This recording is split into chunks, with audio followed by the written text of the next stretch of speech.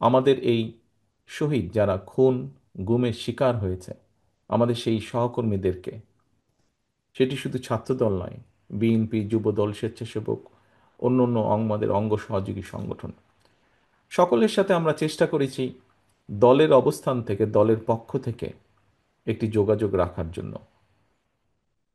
আমাদের যে লিমিটেশন আছে, যে সীমাবদ্ধতা আছে, তার ভিতরে থেকে আমরা চেষ্টা করেছি যতটুকু সম্ভব তাদের পাশে দাঁড়াতে, তাদেরকে সাথে রাখতে, তাদের সাথে থাকতে আমরা চেষ্টা করেছি।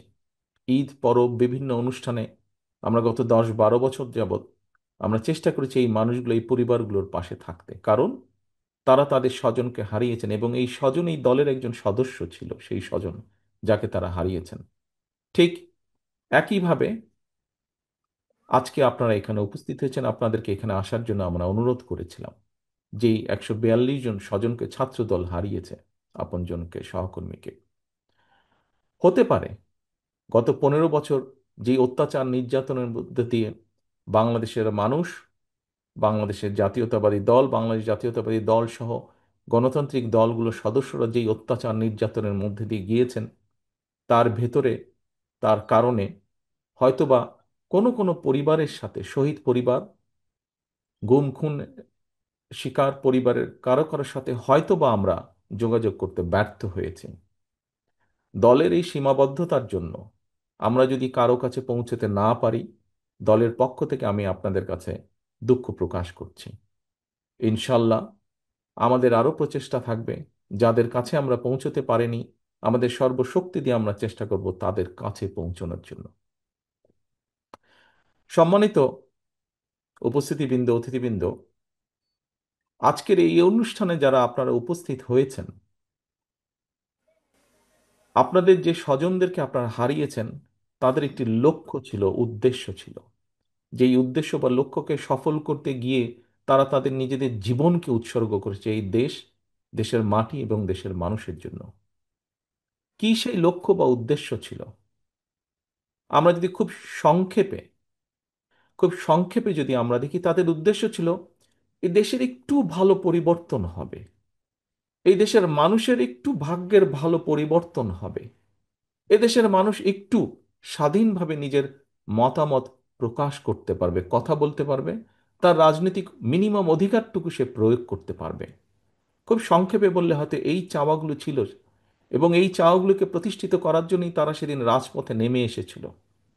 কিন্তু রাজপথে নেমে এসেছিল, ঘরে ফিরে যেতে পারেনি।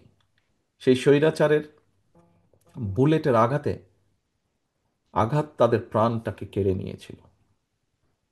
সম্মানিত উপস্থিতিবৃন্দ, আপনাদের যেই ক্ষতি হয়েছে, আপনারা যা হারিয়েছেন, পৃথিবীর তাবৎ সম্পদ এনে আপনাদেরকে দিলেও আপনারা তার সেই সেই ক্ষতি পূরণ করা সম্ভব নয়।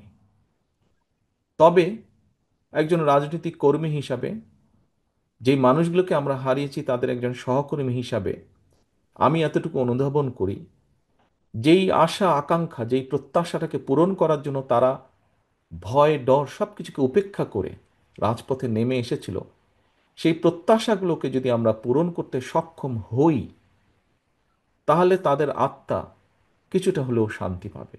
এখানে একজন বাবা বলে গিয়েছেন,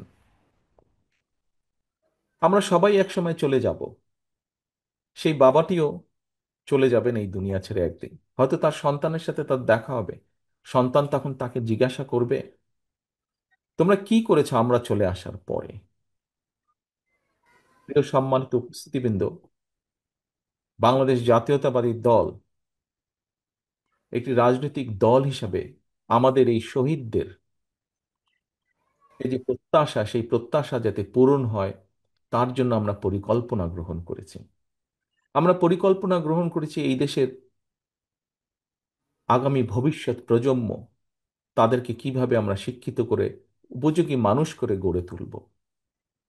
সম্মানিত অতিথিবৃন্দ, দেশকে অর্থাৎ আমাদের শহীদরা, তারা যে প্রত্যাশা নিয়ে নিজের জীবনকে উৎসর্গ করেছে, সেই প্রত্যাশাগুলো যাতে পূরণ করতে পারি আমরা, এই দেশের মানুষের সমর্থন নিয়ে একটি গণতান্ত্রিক উপায় সরকার গঠন করতে সক্ষম হলে সকলকে রাজনৈতিক দলগুলোকে আমরা বহু আগেই বলেছি যে আমরা সকলকে একসাথে নিয়ে দেশ গড়তে চাই।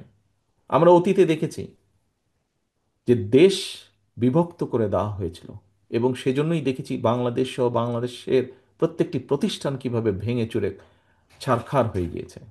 আমরা বিশ্বাস করি যে দেশকে যদি গড়তে হয়, জাতিকে ঐক্যবদ্ধ করতে হবে। এই ঐক্যবদ্ধ করতে হলে পরিশ্রম করতে হবে। দেশকে গড়তে হলে জাতিকে ঐক্যবদ্ধ করতে হবে। ঐক্যবদ্ধ করার জন্য সব প্রকার উদ্যোগ আমরা গ্রহণ করেছি।